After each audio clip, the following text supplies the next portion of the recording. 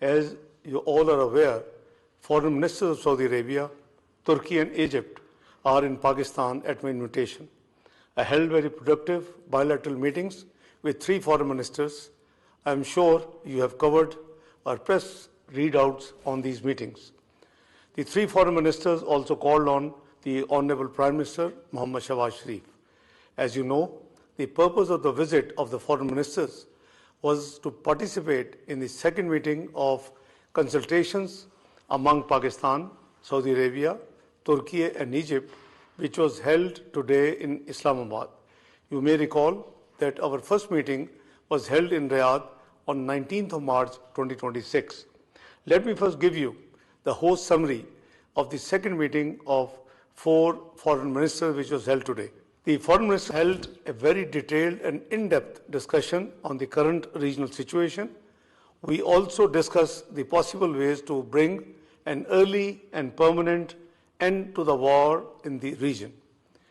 The foreign ministers expressed concerns that the ongoing conflict is extremely unfortunate for its devastating impact on lives and livelihood across the wider region. We agreed that this war is not in favor of anyone and would only lead to death and destruction. The unity of Muslim Ummah in these challenging times is of utmost importance. I briefed the visiting brother foreign ministers on the prospects of potential US-Iran talks in Islamabad. The visiting foreign ministers expressed their fullest support to this initiative.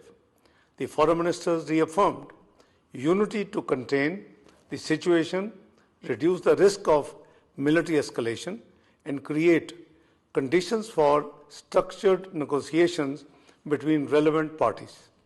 The foreign ministers advocated dialogue and diplomacy as the only viable pathway to prevent conflicts and to promote regional peace and harmony. We called for upholding principles of the UN Charter, including respect for sovereignty and territorial integrity of all states. The foreign ministers also discussed ways and means to further strengthen mutual cooperation among the 4 brotherly countries. Ladies and gentlemen, let me underscore my profound gratitude to my brothers, the foreign ministers of Saudi Arabia, Turkey and Egypt for their support to Pakistan efforts for peace in the region. As you know, under the leadership of the Prime Minister Mohammad Shahbaz Sharif, Pakistan has maintained a regular engagement with our regional and international partners. We have remained actively involved in all efforts and initiatives aimed at bringing this conflict to an end. Pakistan also has very important relationship with the United States.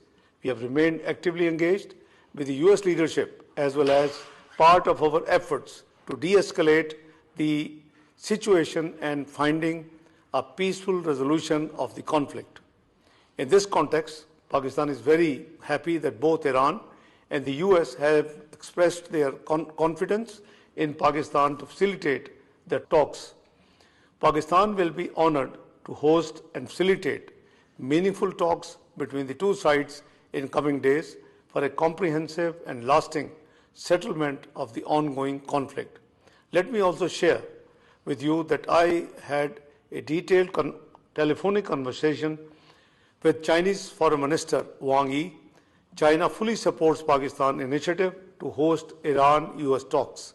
Similarly, I had detailed telephonic conversation also with the Secretary General of the United Nations. The Secretary General has expressed his full support for the peace initiative taken by Pakistan. I have also held several telephone conversations with my counterparts from different countries around the world. They have all extended their full support and confidence in our efforts. Therefore, there is a strong appreciation and support among all our friends for the efforts being made by Pakistan. We will continue our efforts with sincerity and commitment. Pakistan will require prayers and support of the entire international community for the success of its endeavor to achieve peace and bring a permanent end to this war.